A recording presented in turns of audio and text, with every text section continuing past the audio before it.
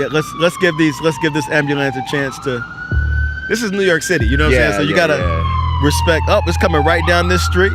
Yup. Quiet street. We respect it. Blessings to whoever this ambulance is for. Yeah. Hopefully they might have cut the sirens off for us. They might have saw the camera. I appreciate y'all. Thank you. Thank you. Shout out. Much love. They did cut it off. They sure did cut it off for us. That just lets you know that's how to get through traffic. Hit that siren. We gotta keep it moving. Go through this red. All right, we good. Let's keep it going. Yeah, it's the Almanac of Rap show. I got opinions and they all factual. No news, just information that you won't be able to use unless you're at a dinner party trying to impress who's in attendance with endless tidbits of nonsense. We're gonna have a good time, I promise. YouTube rabbit holes, Reddit deep dives, pulling out old interviews from the archives. Styles, fads, trends, all of that. It's the Almanac of Rap.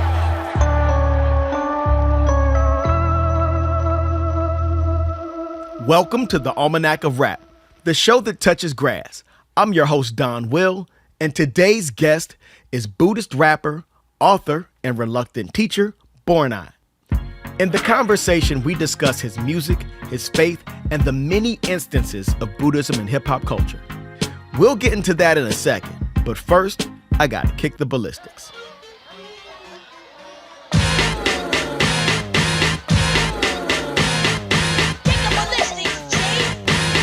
Religion plays a big role in hip-hop, and everyone from the gospel rappers to the gangsters have given thanks to God at some point. And it makes perfect sense, because rap music is all about testimony. And a lot of rappers have survived a level of adversity that only a higher power could have gotten them through. But there's another religious figure who seems to get equal mention in songs. I exhale the yellow smoke of Buddha through righteous steps. Bouncing in the Lex Luger, tire smoke like Buddha. For Buddha monks in your trunk, turn the bass up, bass up, bass up. Say now, I'm murdered by my end. Big face Buddha, get my peace from within. In the studio with candles lit and Buddha heads, coming up with all the coldest shit, take your Sudafed. Yep, Buddha. From ample mentions of Buddha smoke down to the logo on True Religion jeans, rap's love affair with Buddhism goes deep. So when approached to talk to an actual Buddhist rapper, I said absolutely, because maybe then we could get to the bottom of some of these connections. Bornai was initially coming to town to be featured on my East Village radio show, Too Much Rap. How many shows about rap does this nigga have? But I didn't think that would do our conversation justice, so I pulled out the wireless mics and found the quietest place I could on the Lower East Side for an interview. And by quiet, he means sirens and car horns every 15 minutes instead of every 5 minutes. I asked him about all things Buddhist to get a baseline understanding of the religion so that I could see just how accurate hip-hop's depiction of Buddhism has been. And hopefully you can hear it over all of the car horns and sirens and cicadas and people that are... Look, man, listen, I did the best I could, all right? NPR does this all the time. They go out in the field, they get a recording, they edit it, they air it, and it's fantastic. It's not a big deal.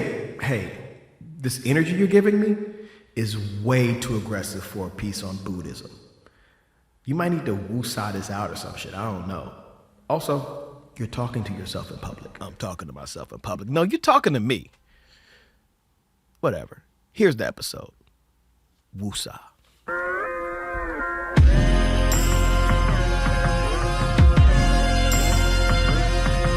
Love is patience.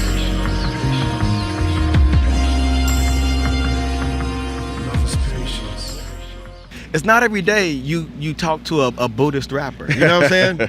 Like those two words in general don't really. I won't say they don't go together because in doing the research for this interview, rap has referenced Buddha for so long. Yeah, definitely. And a lot of it's had to do with marijuana. But we'll get into that. That's true too. We'll get into that in a little while. Definitely. But for the layman and for people like me, just can you explain Buddhism? Explain Buddhism like you're talking to a 5-year-old. You know what I'm saying? Like break it down as simple as possible. Okay. Well, I wanna put out a disclaimer that I'm not an expert on Buddhism. I'm a practitioner. So I'm gonna speak on it from just my limited perspective. I think that it's really about understanding and love. And that sounds beautiful. That It's a very simple way to put it because based on my limited understanding, that's exactly what I know it to be. Yeah. Other definitions. What is Dharma? Dharma, in the context of Buddhism and Buddhist practice, Dharma is any teaching or any understanding that helps us deepen our love and our wisdom, or our love and understanding. Okay. In a very conventional sense, we can think of what the Buddha taught as the Dharma, the way of love and understanding. We can also see the wind moving the leaves in the trees as an expression of Dharma, just letting us know about the interconnection of all life, Yeah. So I think Dharma is both a way of receiving and seeing. So, in a sense, a verse that helps you make sense of life could be Dharma. Yes, absolutely. Okay. The RZA, Killer Priest. I mean, there's been several artists who have verses that are Dharma to me. Yeah, definitely. The next question I had, a couple more Sure. definitions. Yeah. And not really definitions, but just as I was looking through your book and highlighting certain passages, there were just certain words and certain things that I just kind of wanted a little bit more context on. Sure. The Four Noble Truths. Okay, yeah.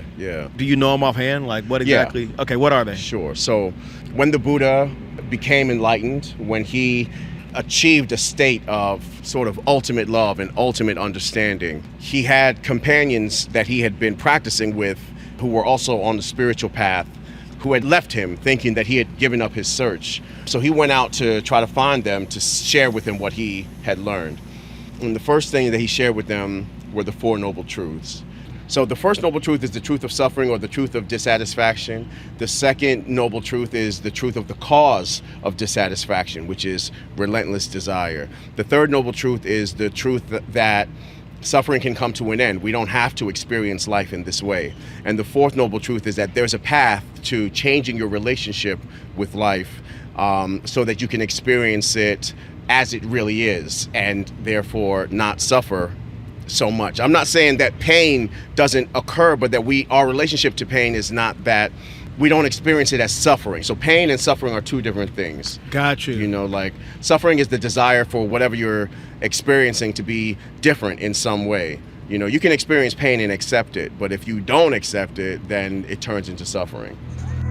Being enough is like being in love, walking with my feet in the dust till I'm reaching above. When they feel the healing of love, what do demons become? I'm believing in love, where my peoples is from. I think that being enough is like... I want to get into your book a little bit. Okay, sure. How did you decide to write a book? What brought you to that decision? And when did you decide to write a book? I know they take a little bit of time to write. Yeah. So Lyrical Dharma is my third book, but it's my first book for adults. So I've written 2 previous children's books. Okay.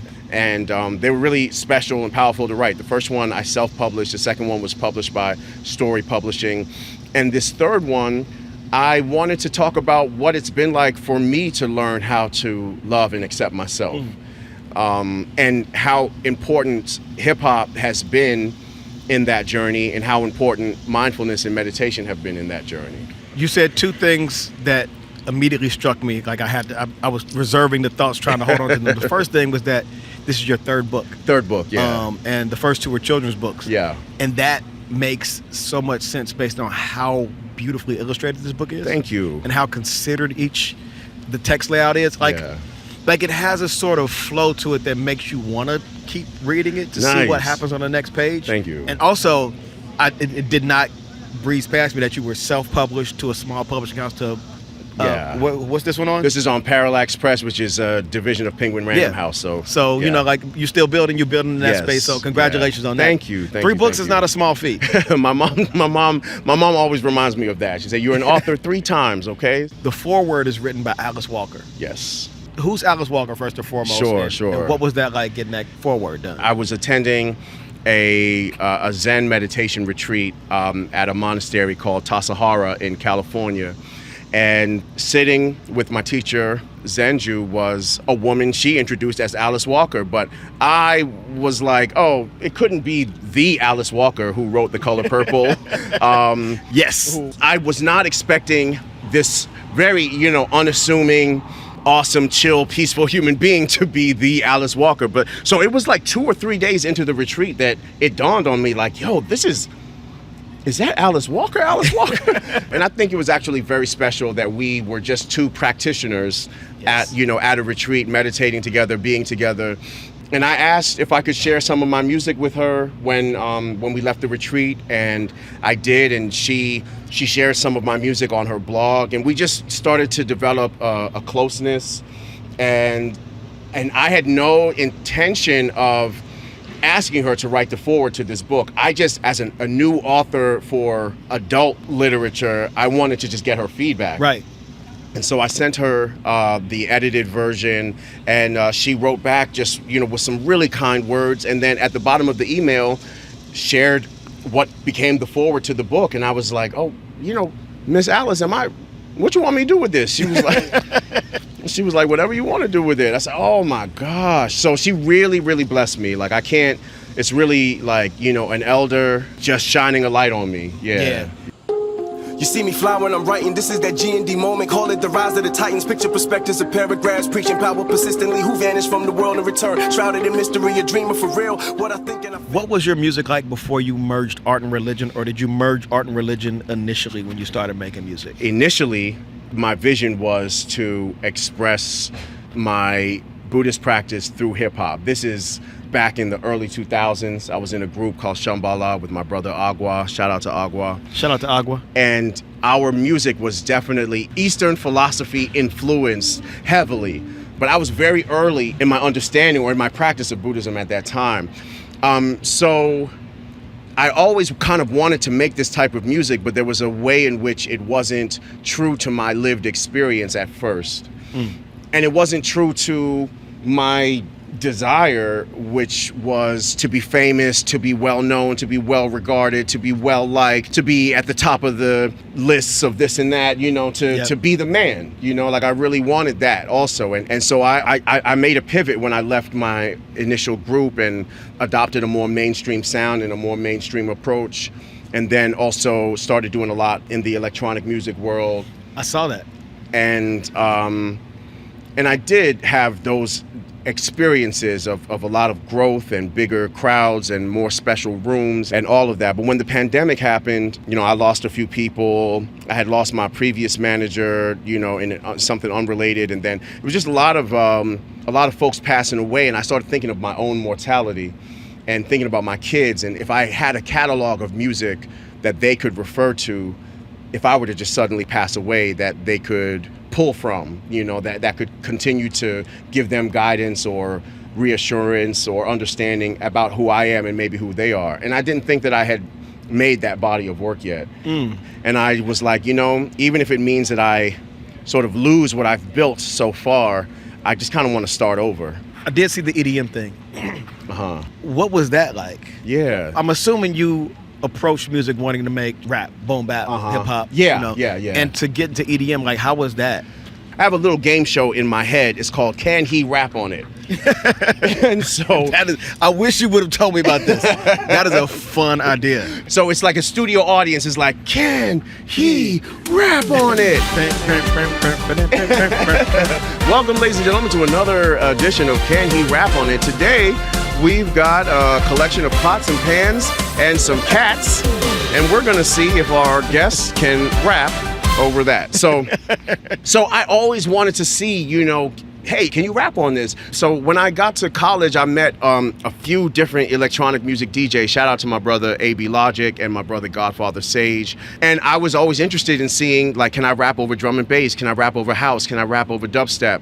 And I became slowly but surely, just organically, a part of the electronic music community. When things kind of stalled out for me in hip hop, my former manager, rest in peace, his name is Tom Dern, he just reached out to me, cold called me and was like, yo, you did this one record that's a remix of this EDM record. It's doing really well, and I'd like to see if you want to do more of that. And I didn't really have anything else to do at the time, so started making more dubstep records. And started taking off and just doing bigger and bigger collabs and bigger festivals. So it ended up being like not a detour, but just a branch that I went into. The crowds were big, the culture is very friendly, and I was enjoying it. And I think the only thing that I was missing was the staying power of the lyrics, because in electronic music, it's really... A lyric is like a refrain. Yeah. It's just like a... The way that I would approach it was like, I'm just another instrument in the overall production. And so even if I'm saying meaningful things, who knows if it's actually being received? When I think about EDM versus Buddhist rap, the two seem to be polar opposites. When I think of EDM, I think... like that shit. And when I hear your music, it is calm, soothing in some respects. My question is, aside from the obvious kind of glaring differences, what similarities are there between the EDM work that you do and the traditional? I think the similarities are in creativity, wanting to create a depth of feeling that is meaningful. That's one aspect. And for me, what I'm trying to do in either genre is promote a sense of positivity and self-compassion. I always want people to remember to be good to themselves, to remember to be kind to themselves. If I can't be consistent with that messaging, then I'm not interested in doing it. Truly shine, 'cause in the present moment, birth and death do not exist. And that's the reason why they say the present is a gift. And life is a river that forever will unfold. As the universe is, so is the soul. My next question is kind of a strange question. Okay. But tell me if I'm just saying words or if I'm onto something. How do the core concepts of Buddhism relate to the core concepts of hip hop at all? Like when you think about hip hop, you got graffiti, breaking, rapping, DJing. Like when you talk about the four noble truths, or like, is there like a pillar system within Buddhism, like in hip hop? Does that translate? Yeah, sure. Well, yes, there are many pillars you can find in Buddhism. It also depends on the school. You may find some schools of thought that are not interested in pillars. They're interested in just absolute spaciousness, How many schools are there? Are there thousands? Yeah, I mean. So, wait, Buddhism is like underground rap. It's like hip-hop scenes. Yes. Exactly. It is not monolithic. You have so many schools and schools within schools. Wow. And different teaching traditions and different teaching lineages. So you got your Suave houses. You got your Dungeon Family. You got your Good Life Cafe in LA. Right. You got your New Yorican. That's right. Holy shit. It is very dynamic and absolutely not monolithic. And the practices vary wildly. My mother was a Buddhist in the Nichiren tradition. That's how I was first introduced to Buddhism. But when I started practicing on my own, I practiced in a tradition called the Theravada, and I've begun to practice in the Zen tradition as well. And all of these traditions, I believe they have this thread. My mom likes to say that it's all about turning poison into medicine. It's all about transforming suffering into love and understanding. And so I think all of the schools are aiming at that same goal, but they just have very different ways of going about it sometimes. So, like, what are the biggest or most popular schools, most well-known schools? The Theravada, which is like the oldest and more orthodox school of Buddhism. And then the second largest school is, probably the largest school is called the Mahayana. So Theravada means the school of the elders. Mahayana means the great vehicle.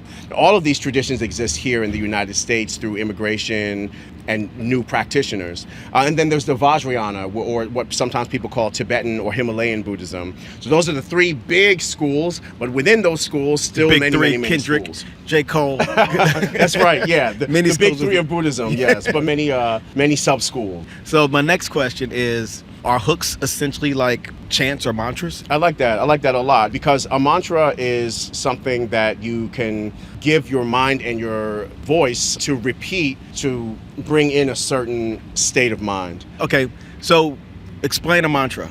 Okay. Explain a mantra. Just mostly because in a lot of ways, I think that sometimes words get flattened. Yes.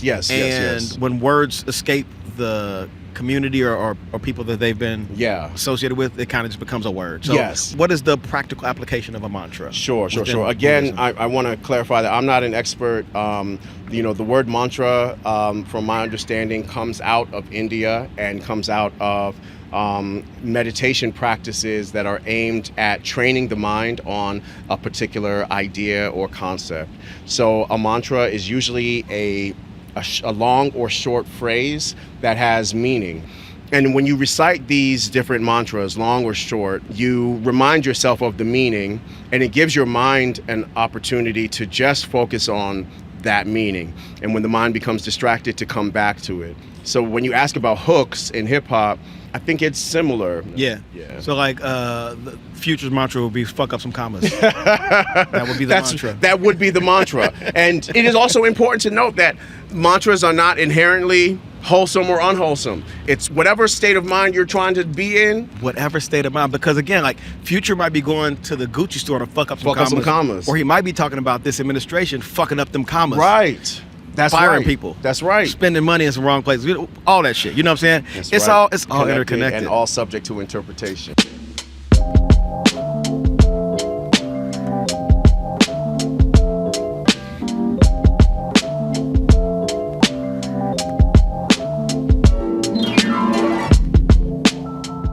I was like Googling to see if there were other rappers that were heavily associated with Buddhism. The only other person I knew that was a practicing Buddhist within hip hop was Combat Jack. Right, yeah. And Adam Yako, the Beastie That's Boys, right. was Buddhist. Yep. But I don't think that there are too many other rappers that are like visibly tied to Buddhism right now. Yeah, not that I know of in this current era. Although J. Cole has talked a lot about mindfulness being an influence and that he's meditated and maybe gone to retreats. And I know that Erykah Badu is somebody who practices meditation. So I'm not sure about Buddhism specifically. There's an MC, his name is MC Yogi. Shout out to MC Yogi. He endorsed my book, and we overlap in some areas, with representation and et cetera. So MC Yogi is somebody more in the yoga space than in the Buddhist space, but still kind of with this similar mentality. I see people like the RZA as pioneers of bringing forward Buddhist ideas in hip hop.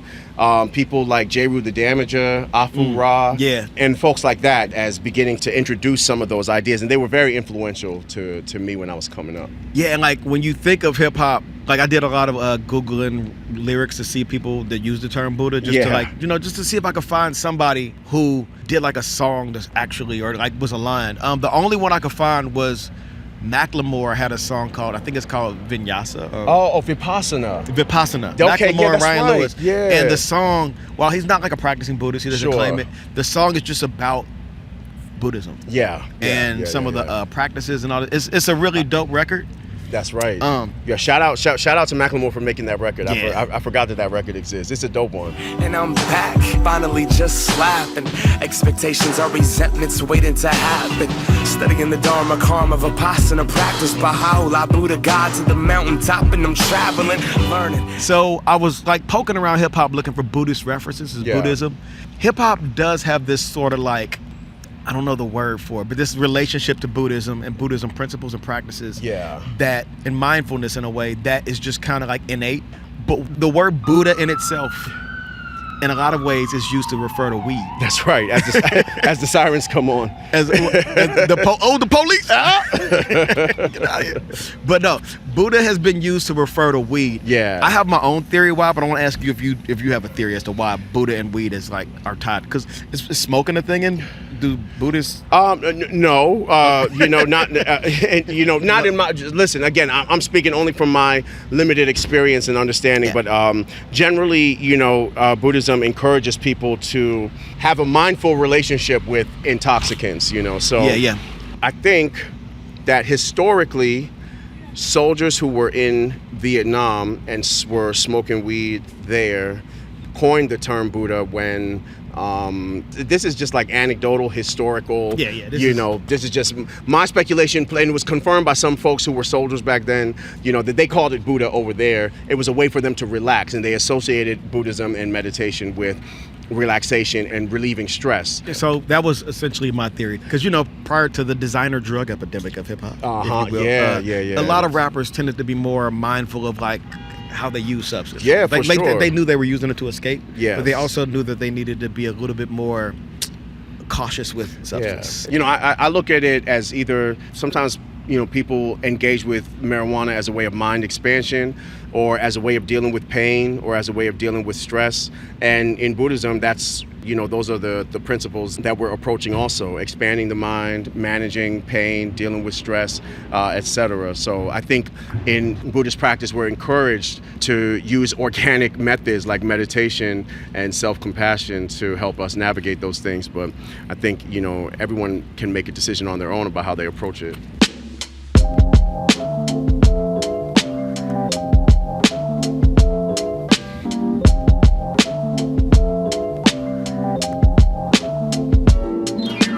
Another spotting of Buddha in hip hop, one that's a little bit more esoteric, if you will. Sure. True Religion jeans. What is up with Buddha on True Religion jeans? Okay, so that is an entry point to a larger misconception about the Buddha as he is represented iconically. So the Buddha figure that you see on True Religion jeans, that large, heavy kind of Santa Claus Buddha, that Buddha is actually not meant to represent the historical Buddha, but a monk named Budai, who's also known as Hote. And he was a monk who was very kind and very generous, and was someone who helped children. And he always apparently always had like a bag of candy to share with the young people. So he's represented as like this jolly, happy monk. And I think because his name was Budai, you know, he was misinterpreted as Buddha. What's his name again? Budai? Budai. He is like the logo for Buddhism. He is. For people who don't know anything about Buddha, yeah. It's just like, and for me, even up until this point right now, I thought that was a representation of Buddha. Yeah. So, you know, like, thank you for clearing that up. Sure. True Religion, we need an answer. So if somebody from True Religion could contact me or Born Eye. Just contact Donwill. He'll let me know. Yeah, contact me. You could actually send me a care package. Well, I don't know what the resale value on those things are, but I would love to sell some of those. True. Mike Wilmer. A wise man once said, every street nigga ain't a rapper, and every rapper ain't a street nigga. Talking about hip hop as it relates to Buddhism, or Buddhism as it relates to hip hop, I pulled up a couple of song lyrics that reference Buddha. Okay. And I want you to just, you know, I just want to talk a little bit about them. Cool. The first one is Jay-Z, who said, bouncing in the Lex Luger, tires smoke like Buddha, 50 G's to the crap shooter, niggas can't fade me. Is that like an accurate, like, because for me, when I was Googling this, I was like, so do Buddhists smoke? I always thought Buddhists like had a peace pipe thing like Native Americans, but they don't. You just told me. Generally, I mean, I think it's more individual. Like maybe someone is a Buddhist who smokes, but smoking is not a policy of Buddhism. Not, you know, as far as I know. But the smoke you will find associated with Buddhists is incense smoke. In different Buddhist temples, offerings of incense. There's definitely smoke there. Jay-Z notoriously does not smoke. So he might have been talking about incense. He was talking about incense. Shouts to you, Jay. Yeah. Shouts to Jay. He was one of the first rappers I heard mention Buddhism outright in Can I Live? I stepped it up another level, meditated like a Buddhist. Yeah. Recruited lieutenants for Ludacris. Means they're getting, all right, let me stop. The next one comes from a rapper named G-Eazy. Okay. It's a hook. It goes, stay gold, my man, shout out to my jeweler. I'm grateful, praying to Buddha. Okay. Do people pray to Buddha? Again, I'm speaking with my own limited understanding. People, when they pray to the Buddha, in my understanding, it's not the same as praying to God, but it's praying to the energy of awakening that exists within each one of us. The Buddha might be a focal point for that energy, but it's still an energy that we have to tap into ourselves to bring forward. Okay. The next one, Kendrick Lamar. Hey now, say now, all about my yin. Big face Buddha, get my peace from within. So when he said big face Buddha, did he mean Budai? Probably. I don't know, but based on what you told me, he probably meant Budai. I don't know, but I'm going to assume he meant Budai. But shout out to Kendrick, man. Shout out to whatever he say, phenomenal. We can roll with it. Yeah. He's a Pulitzer Prize winning writer. Yeah, amazing. Whatever. The second to last one, penultimate, if you will. Mac Miller. All the best rappers are usually dead, but I'm the poison that left a widow, Juliet, in the studio with candles lit and Buddha heads. Coming up with the coldest shit, take your Sudafed. First of all, fly wordplay. Amazing. So he was probably in the studio with Buddha. Yeah, and it could be that there were just Buddha statues, you know, or it could have been that people were smoking in there. Yeah. So, shouts to Mac Miller. Rest in peace, too. The last one is Buddha stands on a forest on the ayahuasca. I'm as high as copters, binoculars, looking down on my confidence. That was Childish Gambino. Wow. Did that feel like some authentic Buddhist shit? Yeah, it sounds like he's tapping into a higher state, you know? Yeah.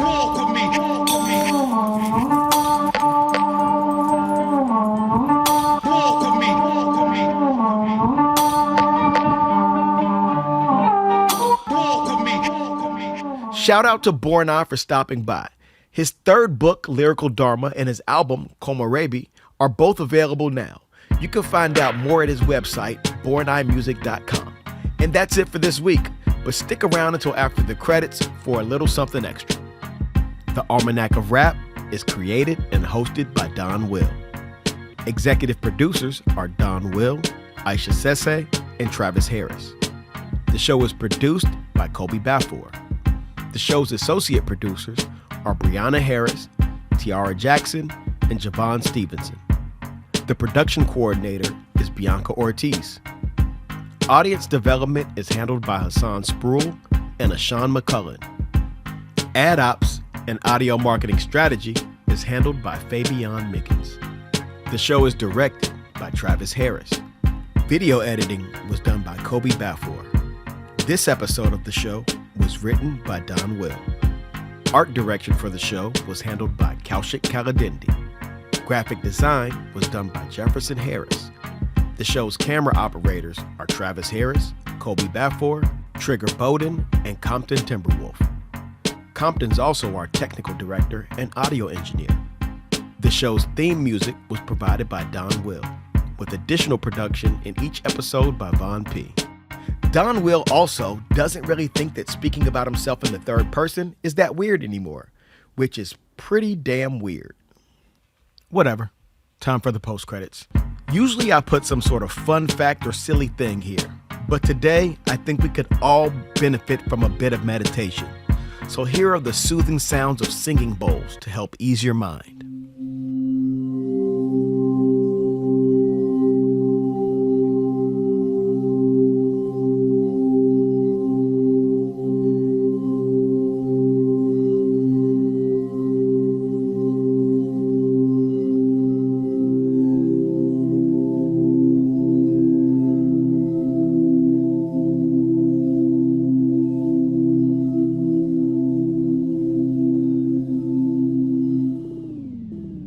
Namaste, and I'll see you next time on the Almanac of Rap.